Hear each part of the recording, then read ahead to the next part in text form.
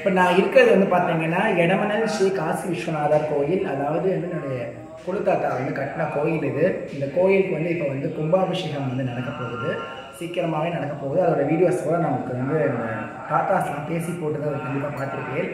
இப்போ வந்து பார்த்தீங்கன்னா சிறந்த பாலாலயம் அப்படின்னு நடத்துவாங்க, கர்ப்பகிரக பாலாலயம் அப்படின்னு சொல்லுவாள். ஸோ அதை பற்றிலாம் வந்து இந்த பதிவில் பார்க்க இருக்கிறோம்.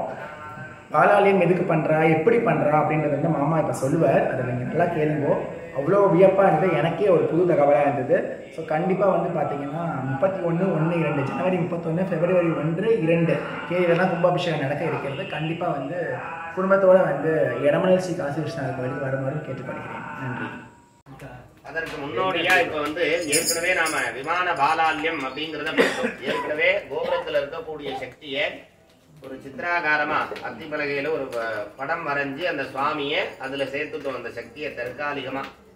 அதே போல இப்ப கர்ப்ப கிரகத்துல வேலை இருக்கு அப்படிங்கிறதுக்காக கர்ப்ப கிரகத்துல இருக்கக்கூடிய அந்த விக்கிரகத்துல இருக்கக்கூடிய இறை சக்தியை மந்திரபூர்வமாக அந்த கடத்துல கொண்டு வரப்பட்டு சாந்திகலா, சாந்தி தீதகலா, வித்யாகலா, பிரதிஷ்டாகலா, நிவர்த்திகளைன்னு சொல்லக்கூடிய 5 விதமான கலைகள் உடம்புல இருக்கு சுவாமிக்கு. அந்த 5 விதமான கலைகளையும் அந்த கலசத்துல கொண்டு வர வச்சு பிராணோ யஜ்ஞேன கல்பதாம் பானோ யஜ்ஞேன கல்பதாம் அப்படின்னு சொல்றோம் இல்லையா. எந்த ஒரு காரியமும் யஜ்ஞம் இல்லாம இல்லை, யஜ்ஞம் இருந்தால்தான் அது நமக்கு உச்சிதம். அதுவும் சுவாமிக்கு செய்யக்கூடிய காரியத்தை யஜ்ஞத்து மூலமா பண்ணோம் அப்படின்னா சுவாமி அதை ரொம்ப சந்தோஷம் அடைகிறாராம். அதனால சுவாமி அதுல ஆவாகனம் பண்ணி அதுல எடுத்துன்னு வந்த இங்க கொண்டு வந்து வச்ச பிறகு சுவாமியை ஒரு காலம் ஹோமம் பண்ணி அவரை சந்தோஷப்படுத்தி மறுபடியும் அந்த சித்திராகாரம் இந்த கும்பாபிஷேக பர்யந்தம் அந்த திருப்பணியெல்லாம் நாம பண்ற பர்யந்தம் இந்த சித்திராகாரத்துல இந்த சக்தி இருக்கணும் அப்படின்னு சுவாமிகிட்ட வேண்டி கேட்டுக்கிறோம். சுவாமியை வந்து நாம வந்து கொண்டு வந்துட முடியாது, சுவாமிகிட்ட வேண்டி இந்த மாதிரி மந்திரபூர்வமா எனக்கு தெரிஞ்ச மந்திரங்கள்லாம் சொல்லி உன்னை அந்த படத்துக்கு கொண்டு வர, நீ அந்த மந்திரத்துக்கும் பக்திக்கும் இறங்கி வந்து இதுல நீங்க அனுகிரகம் பண்ணணும். நாம வந்து ஆத்துல எல்லாம் படத்துல பூஜை பண்றோம் இல்லையா சுவாமியை, ஏன் இதுல படத்துல வரைஞ்சிருக்கேன் அப்படின்னு கேட்கலாம். நாமெல்லாம் படத்துல வந்து ஆத்துல பூஜை பண்றோம். ஒவ்வொருத்துக்கும் ஒவ்வொரு சதவீத அனுகிரகம் நமக்கு உண்டு. ஆத்துல வந்து விக்கிரகமா வச்சு பூஜை பண்ணா ஒரு பலன் உண்டு, இந்த அளவுக்கு விக்கிரகம் வச்சுக்கணும் அப்படின்னு இருக்கு. அதே போல படத்தை பூஜை பண்ணா ஒரு 30% பலன் நமக்கு கிடைக்கும். அதனாலதான் படத்துல வச்சு மகாபரிவால படத்துல வச்சு பூஜை பண்ணுவா, இல்ல நம்ம சுவாமி என்ன பிரீதியோ அந்த சுவாமியை படத்துல வச்சு பூஜை பண்றது அப்படிங்கறதெல்லாம் இருக்கு. அதை கலசத்துல வச்சு சுவாமியை பூஜை பண்றது, கலசத்துல பூஜை பண்ணா சுவாமியை கொண்டு போய் எங்கேயாவது சேர்த்துடணும், அப்படியே வச்சுக்க முடியாது. சுவாமியை வந்து கலசத்துல ஆவாகனம் பண்றோம் அப்படின்னா ஒண்ணு விக்கிரகத்துல சேர்க்கணும், இந்த படத்துல சேர்க்கணும், இல்ல சில பேர் பாலாலயம் பண்ணி அந்த சக்தியை கண்ணாடியில சேர்ப்பா. சுவாமியா இருந்தது அப்படின்னா அம்பாலா இருந்ததுன்னா திரிசூலம், சுவாமியா இருந்தா வேல்ல சேர்க்கலாம் அப்படின்னு ஆகமங்கள்லேயே சொல்லியிருக்கு. ஒருவேளை படம் வரைய முடியல, ரொம்ப நாளாகும், படத்தை நாங்க பாதுகாக்க முடியாது அப்படின்னா என்ன பண்றது அப்படின்னா அதை வந்து சக்தியா இருந்தா, சக்தி ரூபமாக இருக்கக்கூடிய அம்பால்லாம் இருந்தா அதை திரிசூலத்திலையும், அதே சுவாமி வடிவத்துல இருந்தா வேல்லையும் கொண்டு போய் சேர்க்கணும். எந்த சுவாமியா இருந்தாலும் சரி அதை வேல்ல சேர்க்கணும் அப்படின்னு ஆகமங்கள்லே இருக்கு.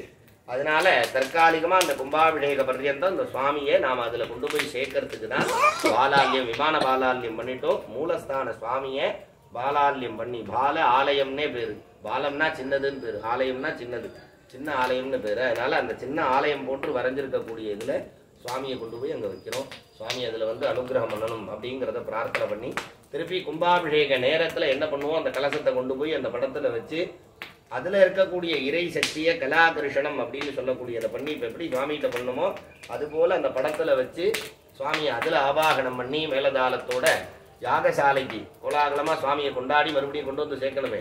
மந்திரபூர்வம்லாம் பண்ணி இத்தனை காலம் ஹோமம் பண்ணி சுவாமியை இன்னும் சாநித்தியப்படுத்தி அந்த கலசத்தை கொண்டு வந்து சுவாமியை அங்க சேர்க்க போறோம். கும்பத்தால பண்றதுனால கும்பாபிஷேகம் அப்படி இல்லை, கும்பகம் ரேச்சகம் அப்படின்னு சொல்றோம். பிராணாயாமம் சொல்றோம் இல்லையா, பூரகம் கும்பகம் ரேச்சகம் அப்படின்னு சொல்லுவோம். பூரகம் அப்படின்னா அப்படி அந்த மூச்சை இழுக்கிறது, கும்பகம்னா நிலை நிறுத்துதல், ரேச்சகம்னா வெளியில விடுது. அந்த நிலை நிறுத்தக்கூடிய எங்கும் வியாபித்து இருக்கக்கூடிய இறை சக்தியை அங்க வந்து நாம நிலை நிறுத்தி அதை கும்பாபிஷேகம் பண்றோம். எங்க பார்த்தாலும் இருக்கார் சுவாமி, எங்கேயும் இல்லாம இல்லை, எங்க பார்த்தாலும் இருக்கார். அந்த சுவாமியை ஒரு இடத்துல நம்ம மந்திரபூர்வமா நிலை நிறுத்தி அவரை கும்பாபிஷேகம் பண்றோம். அதனால இன்னும் சொன்னா சொல்லிகிட்டே இருக்கலாம், அண்ணா சொல்லும் போதே சுருக்கமா சொல்லி முடிச்சிரு அப்படின்னாரு. பிறவி பெருங்கடல் நீந்துவார் நீந்தாதான் இறைவன் அடி சேராதார்னு திருவள்ளுவர் சொல்ற போல சுவாமியை வந்து நாம் இந்த மனுஷ பிறவி எடுத்திருக்கிறதே பெரிய விஷயம். அந்த சுவாமியை சரணாகதி நாம் அடைவதற்காகத்தான் அந்த மனுஷ பிறவி. அரிது அரிது மாநிலனாய் பிறத்தல் அரிதுன்னு அள்ளி அதுதான் சொல்றார். சிவபுராணத்திலையும் புல்லாய் பூடாய் புழுவாய் வரவாய் பல்விருகமாய் பறவையாய் பாம்பாய் கல்லாய் மனிதராய் பேயாய் கணங்களாய்ங்கிற மாதிரி அந்த மாதிரி எல்லா வகையிலையும் சொல்றார். அதனால இந்த மனுஷ ஜென்மால நம்மளால முடிஞ்ச புண்ணிய தர்ம காரியத்தை செஞ்சு சுவாமியை நிறைவா சரணாகதி அடைவதற்காகத்தான் இந்த ஆன்மீக வழிபாட்டு முறைகள். ஏன் இப்படியெல்லாம் வைக்கணும்? நாம சுவாமியை பிரார்த்தனை பண்ணாலே போதாதா? பூஜை பண்ணா போராதான்? ஒரு டாக்டர்கிட்ட போகிறோம், மருந்து வாங்கி சாப்பிட்டுக்கிறோம், நம்ம காசை கொடுத்து தான் நம்ம வாங்கி சாப்பிட்றோம். நாம் முன்ன சாப்பிட்டா என்ன பின்ன சாப்பிட்டா என்னன்னு சொல்ல முடியாது இல்லையா? இந்த வகையில் சாப்பிட்டாதான் அந்த பலனை நாம் அனுபவிக்க முடியும். அதுபோல் இந்த பூஜா முறை இதை இப்படி பண்ணால் அந்த பலனை நாம் அனுபவிக்க முடியும். அதனால சுவாமி நிறைய கொடுக்கணும் அப்படிங்கிறதையும் பிரார்த்தனை பண்ணிட்டு அபிராமி பட்டர் சொல்றது போல 16 செல்வங்கள் நம்ம வாழ்க்கையில் இருந்தால் போதும். கலையாத கல்வி, குறையாத வயது, கபடுபாராத நட்பு, கன்றாத வளமை, குன்றாத இளமை, கழுப்பினி இல்லாத உடல், சலியாத மனம், அன்பு அகழாத மனைவி, தவறாத சந்தானம், தாழாத கீர்த்தி, மாறாத வார்த்தை, தடைகள் வராத கொடை, தொலையாத நிதி, கோணாத கோள், துன்பமில்லாத வாழ்வு, உன் பாதத்திலையும் எனக்கு ஒரு இடம் கொடுன்னு கேட்கிறார். அதனால 16 செல்வங்களும் சுவாமிக்கு கும்பாபிஷேகம் பண்ணி நிறைவு பண்ண பிறகு நமக்கு எல்லாருக்குமே இங்கே இருக்கக்கூடிய எல்லாருக்கும் வரக்கூடிய எல்லாருக்குமே கிடைக்கணுங்கிறதையும் பிரார்த்தனை பண்ணிப்போம். நம்ம ஆன்மீகத்தில் பெரிய சிறப்பு என்ன அப்படின்னா, நமக்காக மட்டும் நாம பிரார்த்தனை பண்ணிக்கிறதே இல்லை. எல்லாரும் நன்னா இருக்கணும். என்ன பூஜை சிறப்பா நிறைவா பண்ணாலும் வான்முகில் வழாது பெய்க, மலிவலம் சுரக்க, மன்னன் கோன்முறை அரசு செய்க, குறைவில்லாது உயிர்கள் வாழ்க, நான்மறை அறங்கள் பொங்குகிற மாதிரி எல்லா ஜீவராசிகள்லேருந்தும் எல்லாரும் சௌக்கியமா இருக்கணும் அப்படின்னு பிரார்த்தனை பண்ணிக்கிறது நம்ம ஆன்மீகம். அதனால எல்லாரும் நன்னா இருக்கணும் அப்படிங்கிறதையும் பிரார்த்தனை பண்ணி இந்த பாலால்யம்ங்கிறது இந்த விக்கிரகத்தில் இருக்கக்கூடிய சக்தியை கொண்டு போய் அந்த பதத்தில் சேர்க்கக்கூடியது. திருப்பி கும்பாபிஷேகத்தில் அந்த பதத்திலேருந்து அந்த சக்தியை எடுத்து யாகசாலைக்கு கொண்டு போய் 4 காலம் யாகம் திரவியம்லாம் பண்ணி சுவாமியை இன்னும் உரு ஏற்றி மந்திரபூர்வமாக ஏற்றி கொண்டு போய் சுவாமிகிட்ட சேர்க்க போகிறோம். அதனால சுவாமி நிறையா நமக்கு அனுகிரகம் பண்ணணும் அப்படிங்கிறதையும் இந்த தருணத்தில் பிரார்த்தனை பண்ணி இந்த யாகத்தோட நிறைவான மகாபூர்ணாவதியானது நடைபெறும்.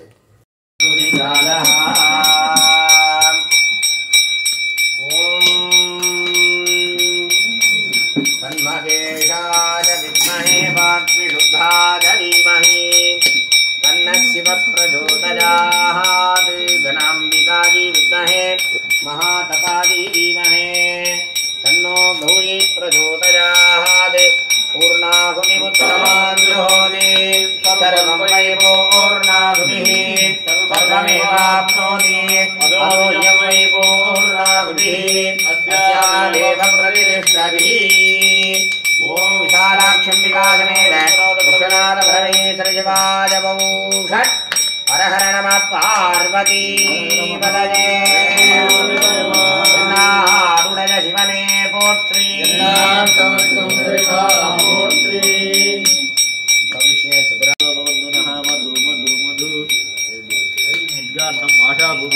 नैवेदयामि नैवेद्यानन्तरम् आचमनीयं समर्पयामि।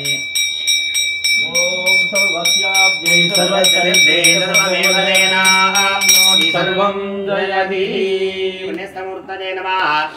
दिव्यमंगल पंचमुख कर्पूर नीरांजन ज्योतिः संयोजनं कृत्वा यज्ञेन यज्ञमयं देवानि धर्माणि प्रथमान्यासन् केहनाकं महिमास्तजन्ते यत्र पूर्वे साध्याः सन्ति देवाः गुह्यादिगुह्य गोत्रात्तं गृहाणास्मद्गतं जमो सिद्धिर्भवतु मे देवा प्रसादात् महेश्वरा इति समर्प्य बलिमादाय पूर्वे ब्रह्मणे स्वाहा।